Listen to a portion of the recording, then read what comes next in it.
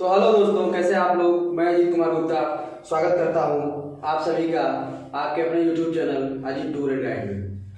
आज मैं फिर आप लोगों के सामने एक नया टॉपिक लेकर उपस्थित हूं। जैसा कि आप लोग ब्लैक बोर्ड पर देख रहे हैं, जो हम लोगों की क्लास चल रही थी मध्यकालीन भारत वाली, वो कंटिन्यूस रहेगी। उसके साथ साथ ये स्टैटिक जीके की भी मैं एक क्लास चला रहा हूँ, जो कि ये मास्टर क्लास है। इसमें हम लोग पूरे इस जीके के एक एक पार्ट का हम लोग पोस्टमार्टम करेंगे और हम लोग एक क्लास में 40 क्वेश्चन पढ़ेंगे, 40 क्वेश्चन को कवर करेंगे।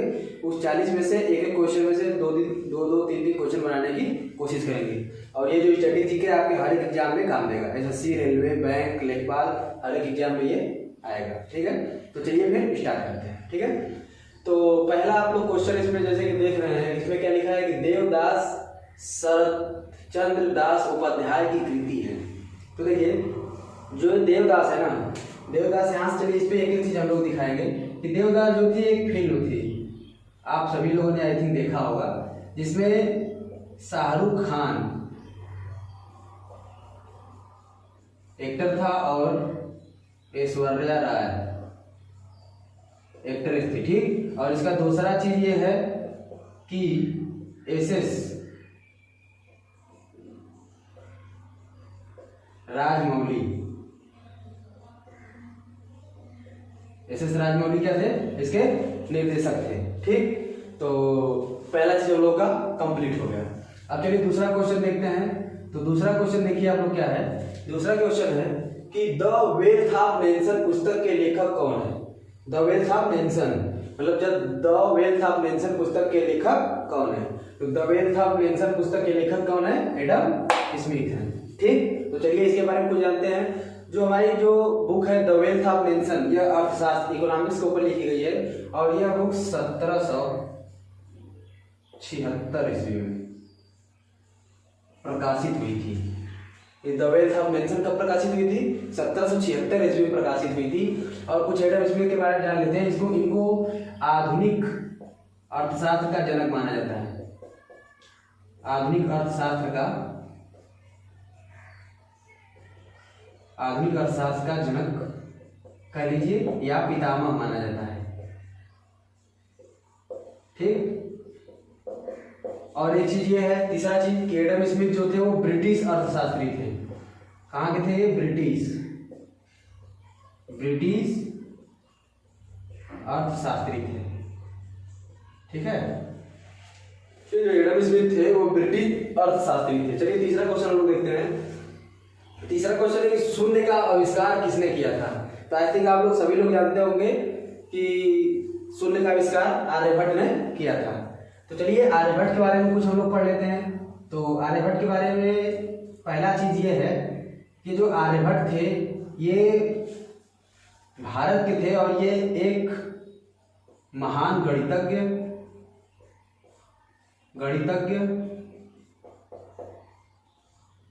और ज्योतिषविद थे। मतलब ज्योतिष की काफी नॉलेज थी इनको, ज्योतिषविद थे, महान गणितज्ञ थे और ज्योतिषविद थे। इनकी एक बहुत ही फेमस बुक है, उसका नाम है आर्यभट्टी। एक रचना है इनकी जो काफी फेमस है। और जिसके साथ साथ इनकी एक और रचना है, तंत्र है। ठीक, और इनके बारे में एक फैक्ट ये है कि ये गुप्त काल के समकालीन है। गुप्त काल के समकालीन थे।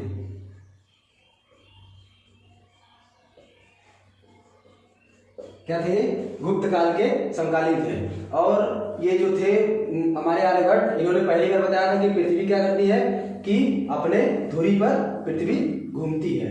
ठीक, और आगे देखते हैं हम लोग कि अलकनंदा और भागीरथी नदी का संगम कहाँ स्थित है।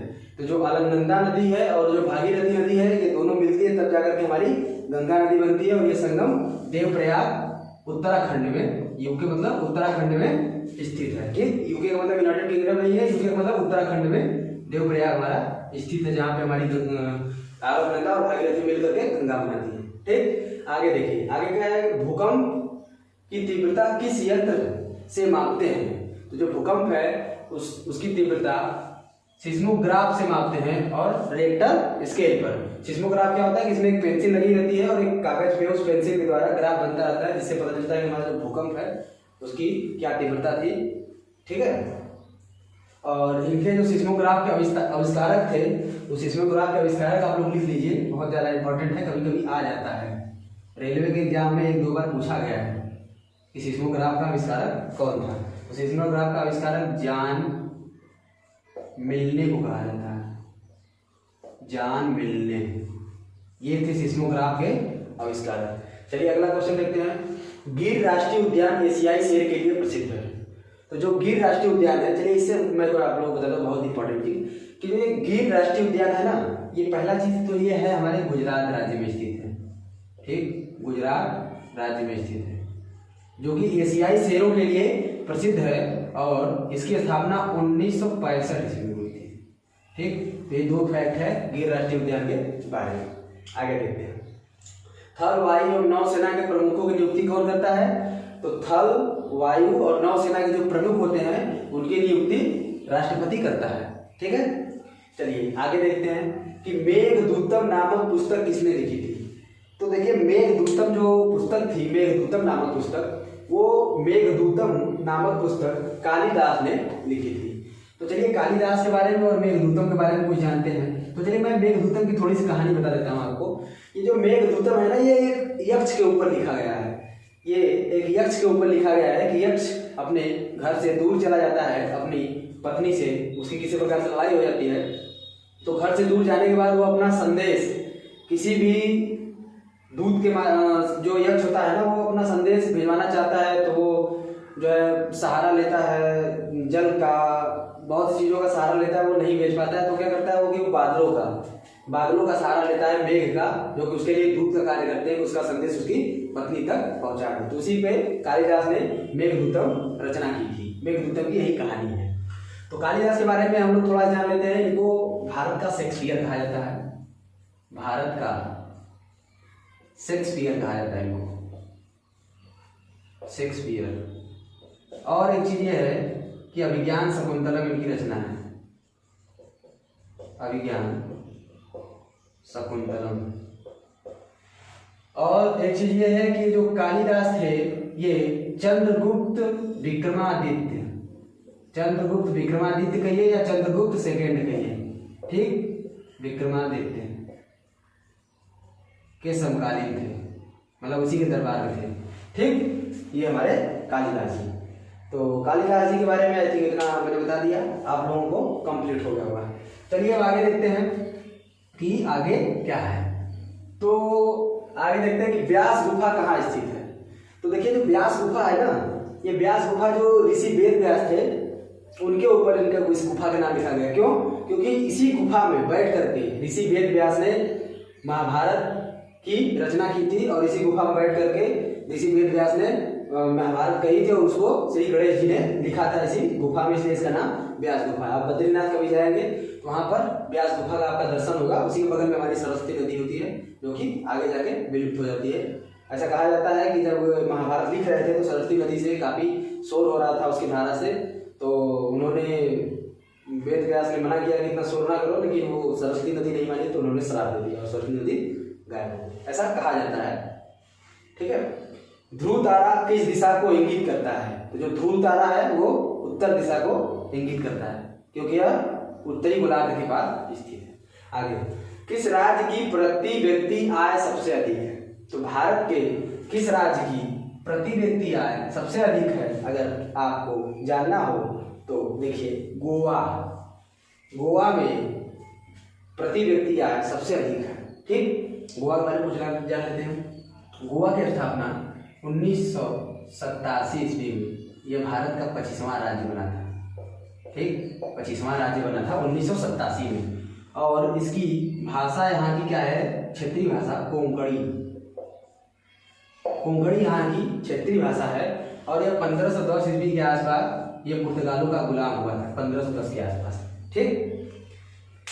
विद्युत बल्ब का फिलामेंट किस, अगला क्वेश्चन देखिए, विद्युत बल्ब का फिलामेंट किस धातु का बना होता है? तो बहुत सिंपल क्वेश्चन है, आप लोग जानते होंगे, बहुत बार पूछता भी है। तो विद्युत बल्ब का जो फिलामेंट होता है वो टंगस्टन का बना होता है। तो जो टंगस्टन होता है इसको हम W से प्रदर्शित करते हैं और उसका परमाणु क्रमांक 74 होता है। और जो टंगस्टन है इसके जो खोजकर्ता हैं वो है कार्ल विल्हेम। कार्ल विल्हेम ने टंगस्टन की खोज की थी। ठीक, कार्ल विल्हेम ने किसकी खोज की थी? टंगस्टन की। इसको नोट कर लीजिए आप लोग। और देखिए जो टंगस्टन है ना, टंगस्टन का माना जाता है कि इसका जो गलनांक होता है वो 2500 से 3500 के आसपास सेंटीग्रेड में होता है।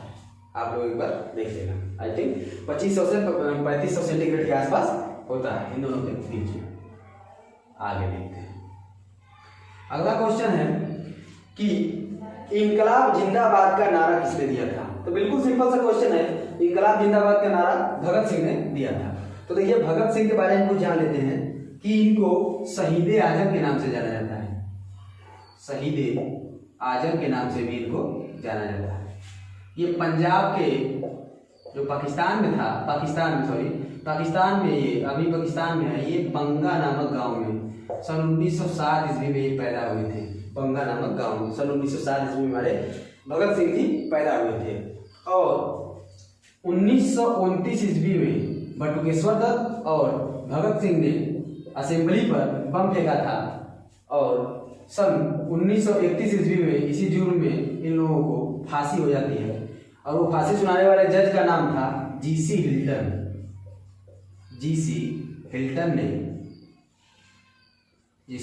ने क्या कहा था? इनको फांसी की सजा सुनाई थी। ठीक, तो ये लोग काफी ज्यादा जो है गर्म दल के थे भगत सिंह, और इन्होंने देश के लिए काफी योगदान दिया। काफी जो है पढ़े लिखे थे ये, इन्हें कई भाषाओं का नॉलेज था।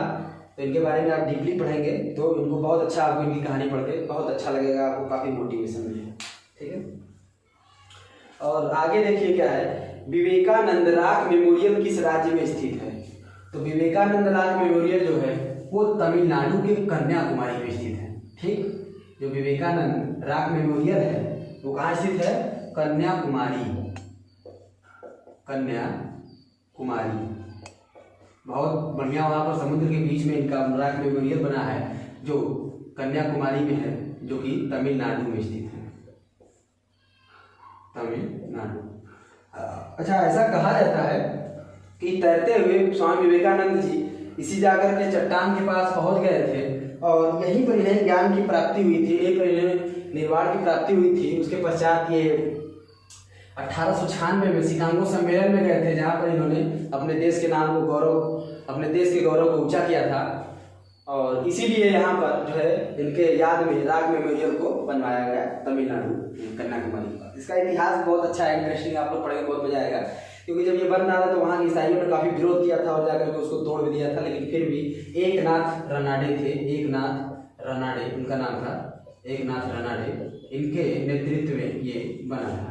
और जो हमारे डॉक्टर बीबी गिरी जो हमारे राष्ट्रपति थे जो थे, उनको जो है उनके देख रेख में इनका उद्घाटन विवेकानंद में। आगे मुर्रा किस प्राणी की एक नस्ल है? तो मुर्रा किस प्राणी की एक नस्ल है? मुर्रा भैंस की एक नस्ल है जो कि सबसे ज्यादा दूध देती है। ठीक, चलिए आगे देखते हैं। भारतीय राष्ट्रीय कांग्रेस का प्रथम अध्यक्ष कौन था? तो चलिए, भारतीय राष्ट्रीय कांग्रेस का जब यहाँ पर बात हो ही गया है तो आप लोग को बहुत अच्छे से मैं बता दूं, भारतीय राष्ट्रीय कांग्रेस की जो कहानी है बहुत जबरदस्त है। तो चलिए देखते हैं। जो भारतीय राष्ट्रीय कांग्रेस के थे, तो भारतीय राष्ट्रीय कांग्रेस के बारे में आप लोग देखिए, इसकी स्थापना 28 दिसंबर में हुई थी। 28 दिसंबर 1885 ईस्वी में मुंबई के कोई संस्कृत विश्वविद्यालय था, वहाँ पे शायद हुई थी। और इसकी स्थापना A.O. ह्यूम ने की थी। A.O. ह्यूम ने इसकी स्थापना की थी। और इसके जो प्रथम अध्यक्ष थे वो थे W.C. बनर्जी, यानी व्योमेश चंद्र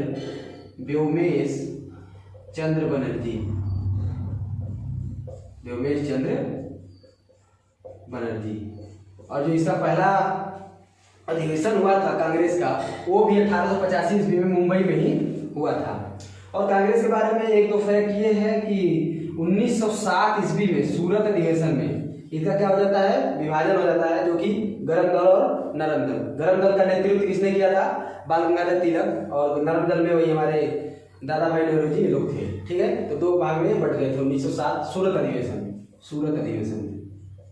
लेकिन फिर जाकर के आगे 1914 ईस्वी में लखनऊ अधिवेशन में ये एक हो गए थे।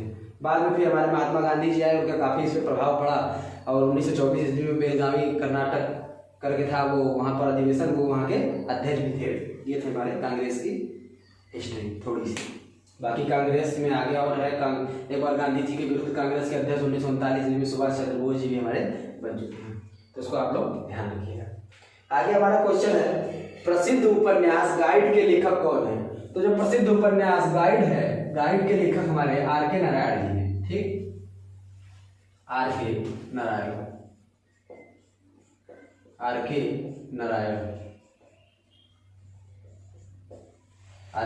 जी हैं, जो कि गाइड के लेखक। गाइड क्या है? उपन्यास है। इस पे एक मूवी भी बन चुकी है 1770 के आसपास, 1770 से आगे जाएंगे तो 72 या 73 के आसपास ये गाइड मूवी बनी थी, जिसके जो निर्देशक थे वो शायद देवानंद थे। कंफर्म में आप लोग देख लेना। गाइड जो है आर.के. नारायण जी ने ये उपन्यास को लिखा है। ठीक है, तो चलिए फिर अब आगे बढ़ते हैं, देखते हैं।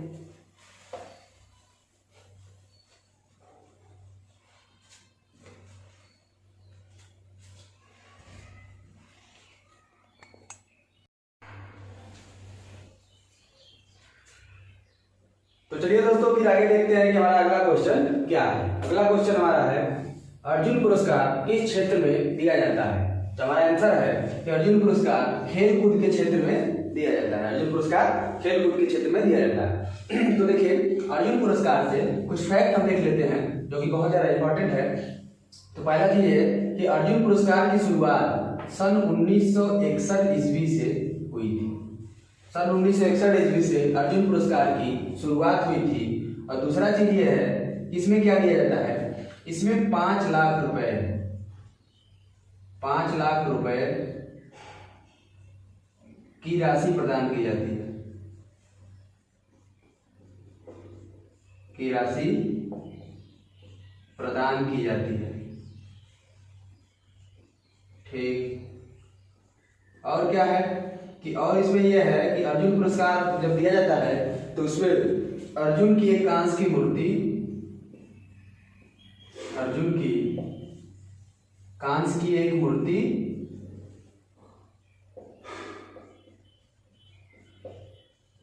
और उसके साथ क्या जाता है मूर्ति, और प्लस में हमें प्रशस्ति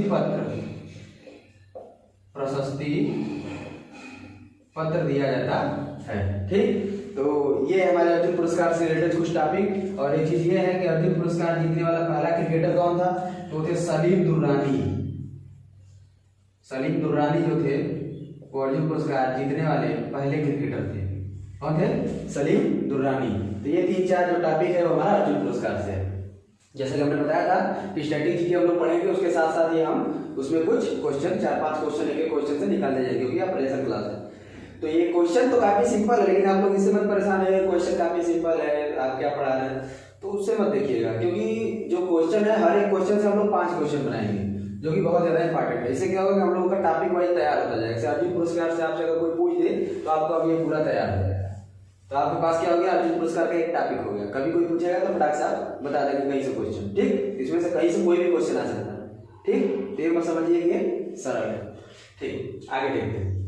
अगला क्वेश्चन हमारा है कि पंचवर्षीय योजना किससे संबंधित है? जो पंचवर्षीय योजनाएं हैं वो किससे संबंधित है?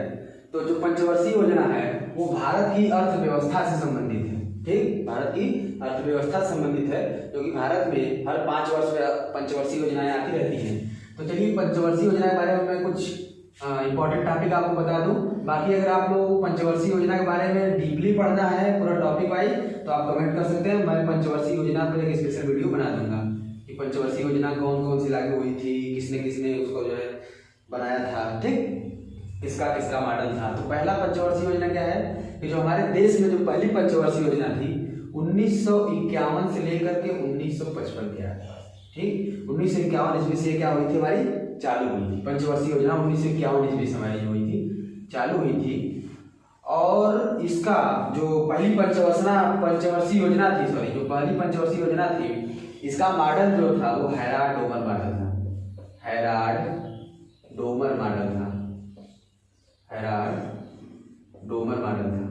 और क्या था कि जो पहली पंचवर्षीय योजना थी उसमें कृषि के ऊपर जोर दिया गया था, कृषि को प्राथमिकता दी गई थी। ठीक, कृषि को क्या दी गई थी? प्राथमिकता, कृषि के ऊपर जोर दिया गया था, कृषि को ही प्राथमिकता दी गई थी, जो पहली पंचवर्षीय योजना। आगे की बहुत सी इंपॉर्टेंट हमारी पंचवर्षीय योजनाएं हैं जिसके बारे में मैं आपको अच्छे से आप कहिएगा तो डीपली उसका एक टॉपिक वाइज बना दूंगा। लेकिन इसमें कुछ और इंपॉर्टेंट है कि जो हमारी तीसरी पंचवर्षीय योजना थी ना, तीसरी क्या थी? सबसे ज्यादा असफल थी, ये सबसे ज्यादा असफल थी। इसका तत्कालीन रीजन था कि 1962 के आसपास जो हमारे भारत और चाइना के बीच जो युद्ध हो गया था उसकी वजह से हमारी जो तीसरी पंचवर्षीय योजना थी वो सबसे ज्यादा असफल थी। और एक इंपॉर्टेंट चीज ये भी है कि जो हमारी पांचवी पंचवर्षीय योजना थी, पांचवी जो 1974 के आसपास थी, पांचवी जो पंचवर्षीय योजना थी, तो इसमें जो है 74 आई थिंक यही था, आप लोग देख लेना। पंचवर्षीय योजना जो पांचवी वाली थी इसमें एक चीज ये था कि इसमें गरीबी हटाओ, इंदिरा गांधी थी उस समय, गरीबी हटाओ और काम के बदले अनाज, काम के बदले अनाज, ये नारा दिया गया। ठीक, गरीबी हटाओ और काम के बदले अनाज, ये थी हमारी तीसरी सबसे असफल। पांचवी थी जिसमें इंपॉर्टेंट है, पूछता है कभी कभी, आप लोग अगर कमेंट करिएगा तो मैं पंचवर्षीय योजना पर एक विस्तृत वीडियो बना दूंगा जिसपे पूरी पंचवर्षीय योजना हम लोग उसमें कवर करेंगे। ठीक है, तो चलिए बस अब आगे देखते हैं। आगे कौन सा क्वेश्चन आ रहा है? अगला क्वेश्चन है केरल की राजभाषा क्या है? तो जो केरल है उसकी राजभाषा क्या है? मलयालम। ज्यादातर लोग उधर के तमिल और मलयालम यही लैंग्वेज उधर चलती है। ठीक, तो केरल की जो लैंग्वेज है जो दक्षिण भारत है उसकी बात में कर रहा हूँ, जो केरल की मुख्य लैंग्वेज वो क्या है? मलयालम। ठीक, अगला क्वेश्चन हम लोग का है कुतुब मीनार कहाँ स्थित है? तो कुतुब मीनार कहाँ स्थित है? सिंपल सी बात है, सभी लोग जानते होंगे, कुतुब मीनार दिल्ली में स्थित है। तो चलिए लेकिन कुतुब मीनार से कुछ फैक्ट हम लोग देख लेते हैं। तो देखिए कुतुब मीनार के बारे में आप लोग अच्छे से पढ़ लीजिए क्योंकि ये कभी कभी पूछ देता है। तो पहली बात, कुतुब मीनार की स्थापना किसने की, किसने बनवाया? तो इसको बनवाया था कुतुबुद्दीन ऐबक ने। कुतुबुद्दीन ऐबक ने कुतुब मीनार की निर्माण कार्य करवाया था। और इस कुतुब मीनार के निर्माण कार्य इसने प्रारंभ किया था और पूरा किसने करवाया था? इल्तुतमिश ने इसके निर्माण कार्य को पूरा करवाया था कुतुब मीनार के। और अगला चीज इसमें है कि ये एक सूफी संत थे, उनका नाम था बख्तियार काकी। इनके याद में कुतुब मीनार को बनाया गया था। ठीक, बख्तियार काकी एक सूफी संत थे। आगे कुतुब मीनार के बारे में कुछ अच्छी चीजें जानते हैं हम लोग कि जो कुतुब मीनार है ना उसकी ऊंचाई 373.5 के आसपास। ठीक, और आई थिंक 14.3 के आसपास नीचे इसका व्यास है, आगे चल के 3 पॉइंट कुछ ऊपर हो जाता है, आप लोग अच्छे से देख लेना। लेकिन ये जो 73.5 मीटर इसकी क्या है? ऊंचाई है। ठीक, कुतुब मीनार की। ठीक, और आगे कुतुब मीनार के बारे में देखिए कि ये क्या है? लाल बलुआ पत्थर से निर्मित है, लाल बलुआ पत्थर से निर्मित है। आगे इसके बाद क्या है कि यह जो छिल्लिका थी, छिल्लिका के किले, ठीक, छिल्लिका ये कहाँ बना है? तो इसके बारे में बहुत कभी कोई पूछ देता है। छिल्लिका के किले लाल कोट के अवशेष पे बना है, लाल कोट के अवशेष पर। यह छिल्लिका के किले लाल कोट के अवशेष पर कुतुब मीनार बना है। एक चीज ये है कि भैया ये प्रेरणा कहां से मिली? तो ये अफगानिस्तान की जाम की मीनार से प्रेरित है। ये अफगानिस्तान के जाम की मीनार से क्या है? ये प्रेरित है। जाम की मीनार को से प्रेरित होकर कुतुबुद्दीन ऐबक ने इसका निर्माण करवाया था, इस्लाम धर्म के प्रचार के लिए स्थापना की। ठीक, आगे देखिए कुतुब मीनार के बारे में कुछ फैक्ट। कि जो कुतुब मीनार की जो 4 ही मंजिल ये लोग बनवाए थे, इल्तुतमिश पूरा 4 मंजिल तक करवाया था। लेकिन सन आगे चल के सन 1368 ईस्वी में फिरोज शाह तुगलक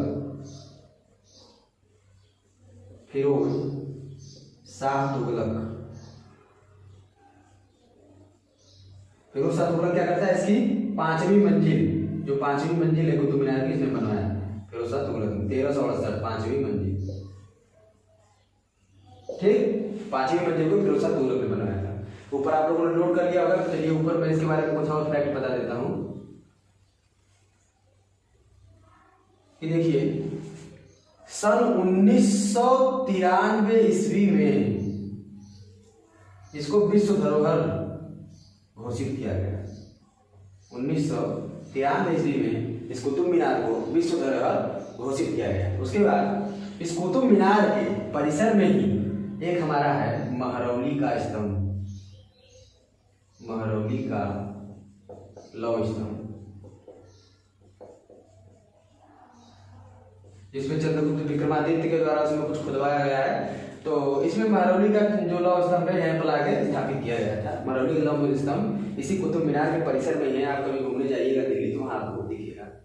ठीक, वहाँ पर एक अलाही मीनार भी है इसके परिसर में, ठीक है, जो कि जिसका निर्माण कार्य पूरा नहीं हो पाया, जो शायद अलाउद्दीन खिलजी ने चालू करवाया था। ऐसा कहा जाता है कि अगर अलाही मीनार बनती तो सबसे खूबसूरत इमारत होती, लेकिन वो पूरा हो नहीं पाया था क्योंकि अलाउद्दीन की मृत्यु हो गई थी। और ये हमारा हो गया कुछ फैक्ट कुतुब मीनार के बारे में। आई थिंक आपको बहुत अच्छा लगा होगा, आप लोगों ने पढ़ा होगा तो इसके बारे में। ठीक, आगे क्वेश्चन लेते हैं हम लोग कि भारत में विज्ञान दिवस कब मनाया जाता है। तो जो भारत में विज्ञान दिवस है, साइंस डे, 28 फरवरी को मनाया जाता है डॉक्टर सीवी रमन के याद में, उनकी जन्मदिन। खालसा संप्रदाय किस धर्म से संबंधित है। तो देखिए खालसा संप्रदाय सिख धर्म से संबंधित है, जिसको गुरु गोविंद सिंह ने स्थापित किया था खालसा संप्रदाय को। और आनंद साहिब एक जगह है, वहीं पर इन्होंने खालसा संप्रदाय की स्थापना की थी, आई थिंक 1699 के आसपास। ठीक, 1699, ये डेट मुझे कंफर्म नहीं है, आप लोग देख लेना एक बार। ये खालसा संप्रदाय की स्थापना इन्होंने की थी। ठीक, आनंद साहिब, ये कंफर्म। तो चलिए फिर आगे देखते हैं हम लोग इसी से संबंधित। कि अब यहाँ पर हम लोगों ने सिख धर्म का नाम ले ही लिया है, तो सिख धर्म के गुरुओं के बारे में कुछ जान लेते हैं। जैसे गुरु गोविंद सिंह ने अगर स्थापना किया था, तो जो सिख के गुरु हैं तो वो गुरुओं से क्वेश्चन बहुत ज़्यादा उठाता है कि सिख के कौन से गुरु कौन से नंबर पे आते हैं, कौन से गुरु कौन सा काम किया था। तो इसके बारे में आप लोग अगर कहेंगे तो मैं एक विस्तृत वीडियो बना दूंगा, उसमें बकायदा सब कुछ बता दूंगा, लेकिन आपकी जानकारी के लिए मैं थोड़ा सा इसमें बताता हूँ। तो देखिए जो सिख के जो गुरु थे ना, इसका एक बिल्कुल सिंपल सा ट्रिक है। सिंपल सा ट्रिक इसका ये है कि गुरु का अंग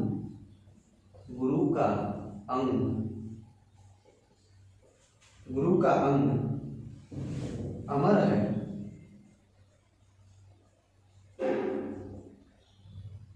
राम जैसा आज भी। गुरु का अंग अमर है, राम जैसा आज भी। उसके बाद हर ब्रैकेट में GRK, उसके बाद TNG। ये क्या है, ट्रिक है कि जो हमारे सिख धर्म जो गुरु हुए थे उन लोगों के क्रम को याद करने के लिए ट्रिक है। तो चलिए मैं आप लोगों को समझा देता हूँ ट्रिक के बारे में। तो देखिए इसके सिख के कुल 10 गुरु हुए थे, 3 4 5 6 7 8। तो पहले कौन थे हमारे गुरु से हो जाएंगे हमारे गुरु नानक देव, गुरु नानक देव। ठीक, उसके बाद का छोड़ देंगे, अंग से हो जाएंगे हमारे गुरु अंगद देव।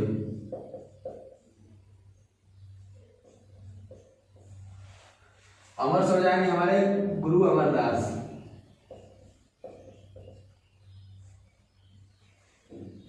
उसके बाद हमारे राम से हो जाएंगे गुरु रामदास। फिर हो जाएंगे आज से हो जाएंगे गुरु अर्जुन देव।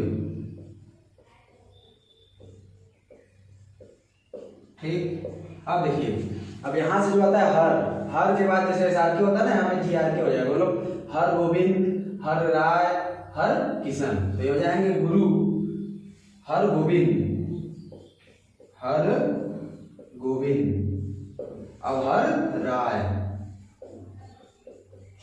अब हर किशन। ठीक, हर राय, हर किशन। और टी से हो जाएंगे हमारे नवा गुरु तेग बहादुर,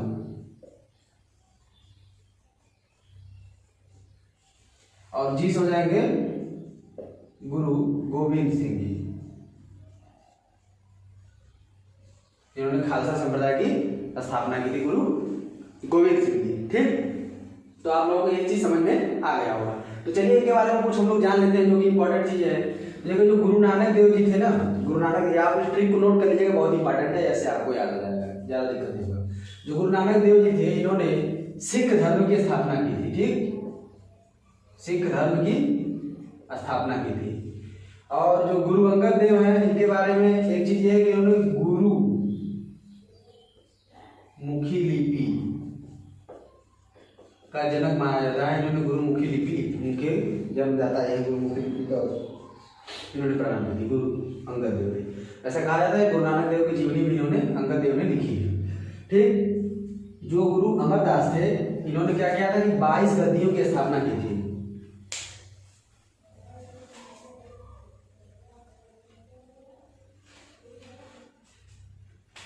22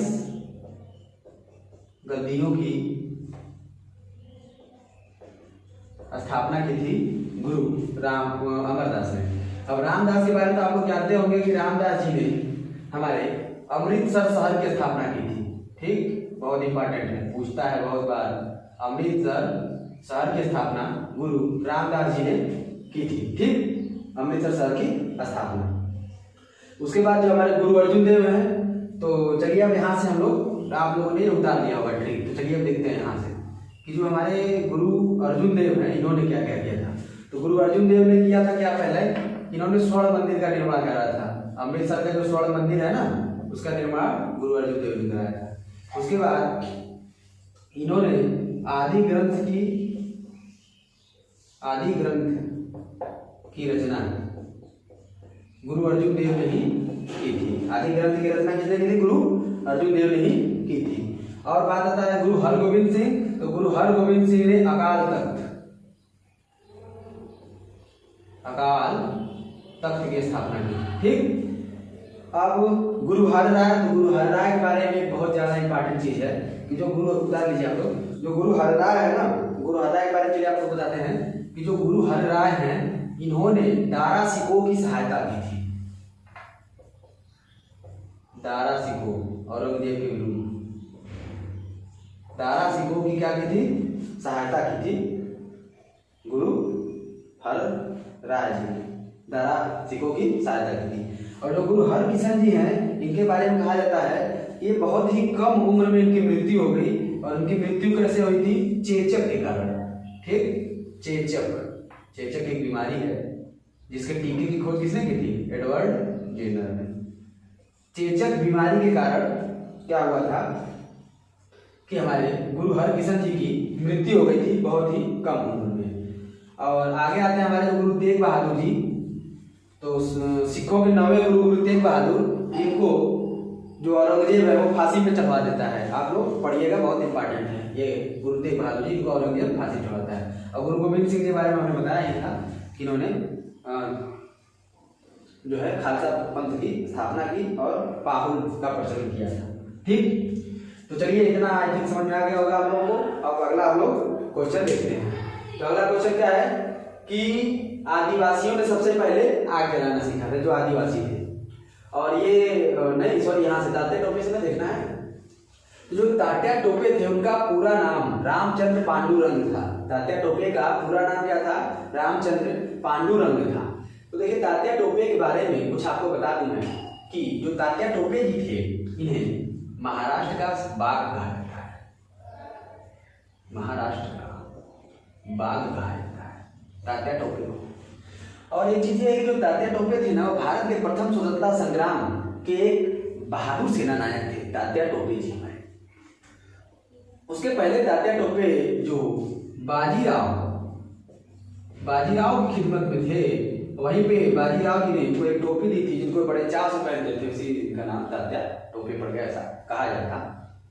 ठीक, तो तात्या टोपे के बारे में आई थिंक आप लोग समझ गए होंगे कि आगे चल के महारानी रानी लक्ष्मीबाई सभी लोगों के मृत्यु के पश्चात भी संघर्ष को जारी रखते हैं, और आगे चल के कोई रानी होती है झांसी की, एक ओरछा की कोई रानी होती है, वो इनको युद्ध में मार देती है छल कपट से। तो आगे आप लोग उसको पढ़ेंगे तो बहुत काफ़ी अच्छा लगेगा। आगे हम लोग देखेंगे विश्व में पर्यावरण दिवस कब मनाया जाता है। तो सभी लोग जानते होंगे, सिंपल सी बात है कि विश्व में पर्यावरण दिवस 5 जून को मनाया जाता है। आगे देखते हैं हम लोग, आदिवासियों ने सबसे पहले आग जलाना सीखा था। ये बहुत इंपॉर्टेंट है कि आदिवासियों ने सबसे पहले आग जलाना सीखा था, इसको आप लोग अच्छे से नोट कर लीजिए। चलिए आगे देखते हैं कि बीरबल का असली नाम क्या है। तो बीरबल का असली नाम क्या है कि बीरबल का असली नाम था महेश दास। ठीक, महेश दास बीरबल का असली नाम था। ये बहुत बार क्वेश्चन आ चुका है, पूछ देता है। अब बहुत सिंपल क्वेश्चन है और बहुत लोग इसमें फिर परेशान हो जाते हैं, नहीं पढ़ लेते हैं। तो चलिए फिर आगे हम लोग ये देखते हैं कि बीरबल के बारे में कुछ हम लोग देख लेते हैं। बीरबल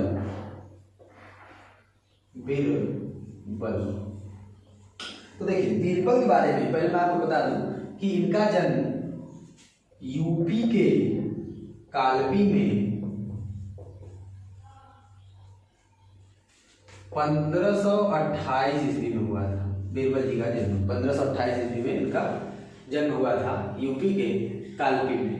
ठीक, और जो हमारे बीरबल जी थे ये अकबर के नवरत्नों में से एक थे। अकबर के नवरत्नों में से एक थे। अकबर के नवरत्नों में से क्या थे? एक थे। और इनकी मृत्यु अफगानिस्तान अभियान के दौरान इनकी मृत्यु हो जाती है, युद्ध में ये मारे जाते हैं। ठीक, तो इतना आप लोग बीरबल के बारे में जान लीजिए। बाकी ऐसा कहा जाता है कि बीरबल और अकबर जो थे, बीरबल अकबर से किस प्रकार मिले, तो इसके पीछे एक कहानी है, तो कहानी मैं आप लोगों को बता देता हूँ। तो बीरबल पहले क्या करते थे ना कि पहले ये पान का काम करते थे। पान की दुकान आप लोग देखे होंगे, तो पान का ये काम करते थे बीरबल। ये बचपन से ही बहुत बुद्धिमान थे।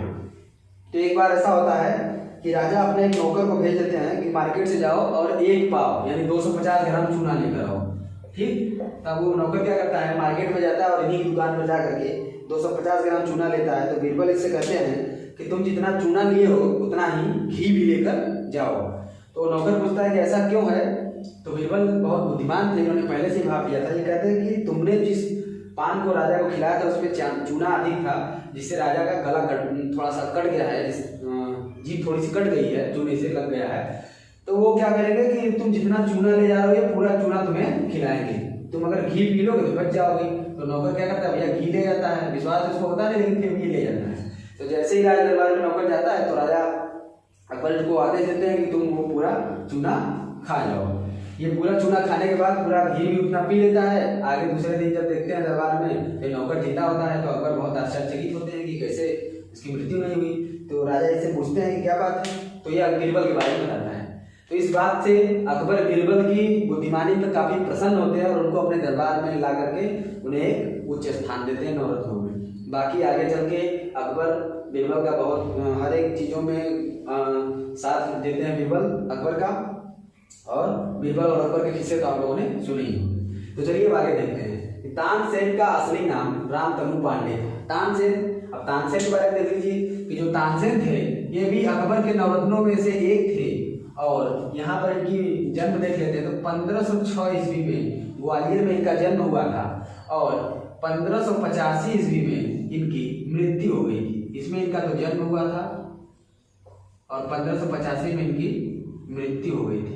और तानसेन अकबर के नवरत्नों में से एक थे। ये एक संगीतकार थे। इनके संगीत से ऐसा कहा जाता है कि पूरी प्रकृति को ये मोह लेते थे। आगे देखते हैं कि जो तानसेन का मकबरा है, बहुत ज्यादा इंपॉर्टेंट क्वेश्चन है, बहुत बार पूछ लेता है। इनका मकबरा ग्वालियर में, ठीक, ग्वालियर, इसको नोट कर लीजिए आप लोग। तानसेन का मकबरा कहाँ है? ग्वालियर में। बहुत इंपॉर्टेंट क्वेश्चन है, पूछता है बार बार, कहीं कहीं पूछ लेता है। तो आगे देखते हैं सिंधु घाटी सभ्यता के लोग किसकी पूजा करते थे? तो सिंधु घाटी सभ्यता के लोग, सिंधु घाटी सभ्यता जो थी उसके लोग पशुपति की पूजा करते थे, पशुपति की पूजा करते थे।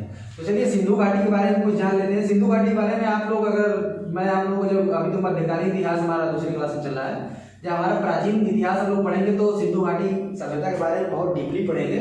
फिलहाल थोड़ा सा मैं आप लोग बता दूं कि इस सभ्यता का जो काल है वो 1750 से 2350 ईस्वी के आसपास माना जाता है। कहीं कहीं आपको 1750 से 2500 के आसपास भी मिल जाता है। तो 1750 से 2350 आई थिंक ठीक है। और सिंधु घाटी सभ्यता की जो खोज की थी वो 1920 ईस्वी में दयाराम साहनी, जॉन मार्शल के नेतृत्व में दयाराम साहनी ने इनकी सिंधु घाटी सभ्यता की खोज की थी। सिंधु घाटी सभ्यता के लोग, ऐसा कहा जाता है कि मध्य एशिया से आए थे और एक सुमेरिया लोग थे, सुमेरियन थे, सुमेरियन। और सिंधु घाटी सभ्यता के बारे में बहुत इंपॉर्टेंट चीज ये है कि एक नगरी सभ्यता थी, शहर की तरह इसका प्ररूप था, नगरी सभ्यता थी। यहाँ पर जो रोडें थी वो रोडें चौड़ी थी और जो मकान बने थे वो पक्की ईंटों के बने थे। ठीक, तो ये सब चीजें हैं सिंधु घाटी सभ्यता के बारे में। आगे मैं आप लोगों को बहुत अच्छे से बताऊंगा, तो इसको आप लोग अच्छे से समझिएगा। और यहाँ मुख्य रूप से गेहूं और जो लोग उगाते थे और आभूषण वगैरह का व्यापार भी करते थे। ठीक, तो ये होगा हमारी सिंधु सभ्यता। आगे हमारा है मानव द्वारा उगाया गया सर्वप्रथम अनाज क्या था? गेहूं और जौ था। और पालने वाला पहला जानवर क्या था? कुत्ता। ठीक, तो आगे अब नोबेल पुरस्कार के संस्थापक कौन थे? Alfred Nobel. तो चलिए अब इसको ध्यान से देखते हैं। ठीक, देखिए नोबेल पुरस्कार के संस्थापक कौन थे? तो नोबेल पुरस्कार के संस्थापक कौन थे? अल्फ्रेड नोबेल, जिन्होंने डायनामाइट का आविष्कार किया था। तो चलिए नोबेल पुरस्कार के बारे में कुछ देखते हैं। नोबेल पुरस्कार, तो सबसे पहले देखिए कि जब अल्फ्रेड नोबेल की मृत्यु हुई थी तो इन्होंने क्या किया था कि अपने कमाई का एक बड़ा हिस्सा स्वीडिश बैंक को दे दिया था। स्वीडिश बैंक को दे करके इन्होंने क्या कहा था कि नोबेल फाउंडेशन एक बना है, नोबेल फाउंडेशन। ठीक, नोबेल फाउंडेशन बना है। तो इन्होंने ये कहा था स्वीडिश बैंक को कि ये मेरा जो धन का एक बड़ा हिस्सा है, इसके ब्याज से हर वर्ष जो अच्छी प्रतिभा के लोग हैं, जो अच्छे फील्ड में अच्छी खोजें करते हैं, उनको पुरस्कार दिया जाए। तो क्या करता है कि स्वीडिश बैंक उस ब्याज को नोबेल फाउंडेशन को देता है और नोबेल फाउंडेशन के द्वारा नोबेल पुरस्कार वितरित किया जाता है। तो पहला चीज कि इसको आप लोग नोट कर लीजिए। पहला चीज है कि नोबेल पुरस्कार की शुरुआत 1901 ईस्वी से प्रारंभ हुई थी और नोबेल फाउंडेशन 1900 के आसपास बन गया था। ठीक, 1901 ईस्वी से नोबेल पुरस्कार की शुरुआत हुई थी और नोबेल पुरस्कार 6 क्षेत्रों में दिया जाता है, कुल 6 क्षेत्रों में। तो पहला क्या है हमारा? देखिए पहला चीज हमारा है साहित्य, दूसरा रसायन, तीसरा भौतिकी, चौथा, पांचवा एंड छठवां ये हो गया चिकित्सा, ये हो गया शांति, ये हो गया अर्थशास्त्र। ठीक, ये हो गया हमारा अर्थशास्त्र। तो ये कुल 6 क्षेत्रों में ये नोबेल पुरस्कार दिया जाता है। नोबेल पुरस्कार के तहत $14 लाख दिया जाता है।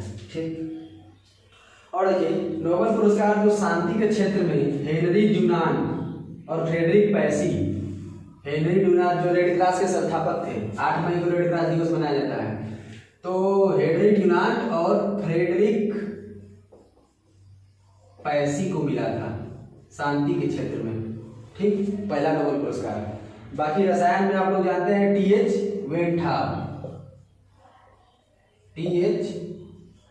वेंटहाफ को, और भौतिकी के क्षेत्र में रॉन्टजन को,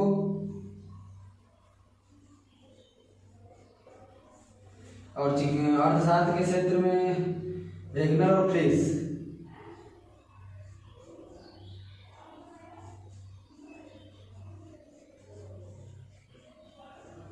ठीक, तो इतना है नोबेल पुरस्कार के बारे में। बाकी आप लोग अच्छे से पढ़ लीजिएगा। जो ये साहित्य के क्षेत्र में भी दिया जाता है, रसायन के क्षेत्र में दिया जाता है, भौतिकी के क्षेत्र में। तो जो अर्थशास्त्र है 1968 ईस्वी में अर्थशास्त्र को भी जोड़ा गया नोबेल पुरस्कार की श्रेणी में, अर्थशास्त्र के क्षेत्र में भी दिया जाएगा। ठीक, तो ये हो गया नोबेल पुरस्कार के बारे में। इतना आप लोगों को मैंने बता दिया। आई थिंक आप लोग नोबेल पुरस्कार के बारे में कंप्लीटली नॉलेज आप लोगों को हो गया होगा। आप लोग तो जानते ही हैं कि भारत में जो नोबेल पुरस्कार जीतने वाली पहली महिला कौन थी, मदर टेरेसा। ठीक, अब पहले पुरुष कौन थे, टैगोर जी हमारे, जिनको 1911 के आसपास मिला था गीतांजलि उपन्यास, साहित्य के क्षेत्र में मिला था। ठीक, गीतांजलि उपन्यास के 1911 के ईस्वी में गीतांजलि उपन्यास के लिए इनको मिला था साहित्य के क्षेत्र में। ठीक, चलिए इतना कंप्लीट हो गया।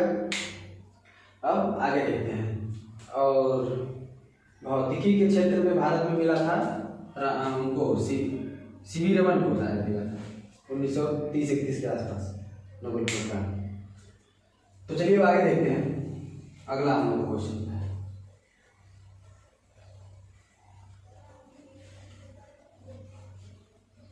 नोट कर लिया होगा आपको आई थिंक। ठीक, वरना आप गाइड करके देख लीजिएगा। तो सिखों के 10वें गुरु कौन थे, तो हमने आपको बता दिया गुरु गोविंद सिंह जी क्या थे, सिखों के 10वें गुरु थे। मैंने आपको सब अच्छे से उसमें समझाया। भारत में पहला आम चुनाव कब हुआ था, तो भारत में पहला आम चुनाव 1952 ईस्वी में हुआ था। पहला आम चुनाव 1952 में। कोलोराडो नदी समुद्र में गिरने से पहले एक मरुस्थल से होकर गुजरती है।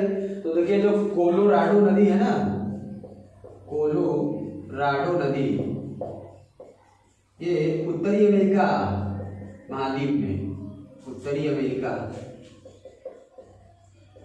महाद्वीप में बहती है। और ये संयुक्त राज्य अमेरिका की एक बहुत ही प्रमुख नदी है। ये काफी जो जंगली एरियाज हैं, जो हमारे मरुस्थलीय क्षेत्र उधर हैं, उनमें जो है वहाँ के लोगों के लिए जीविका का एक साधन है। बहुत लोगों को ये जो है जीवन दाता है कोलोराडो नदी। आगे देखते हैं कि बिहार में गंगा की दक्षिण सहायक नदियाँ क्या हैं। तो जो बिहार में गंगा की जो दक्षिण सहायक नदियाँ हैं उनका नाम है सोन नदी है, और पुनपुन है, सोन नदी है, पुनपुन है, और किऊल है, और चांदन है। ये हमारी जो है दक्षिण में, बिहार की दक्षिण में ये जो हमारी सहायक नदियां हैं। तो आई थिंक आप लोगों को ये हमारी क्लास बहुत अच्छी लगी होगी। और अगर ये वीडियो अच्छी लगी तो मेरे चैनल को सब्सक्राइब करिए, इस वीडियो को ज़्यादा से ज़्यादा शेयर करिए अपने दोस्तों तक, भाइयों तक, ताकि ये नॉलेज सबको मिल सके। और अगर इसमें मैं कुछ सुधार कर सकता हूँ, ये फीडबैक भी आप मुझे जरूर दीजिए। ठीक है, hope you like it. Bye bye.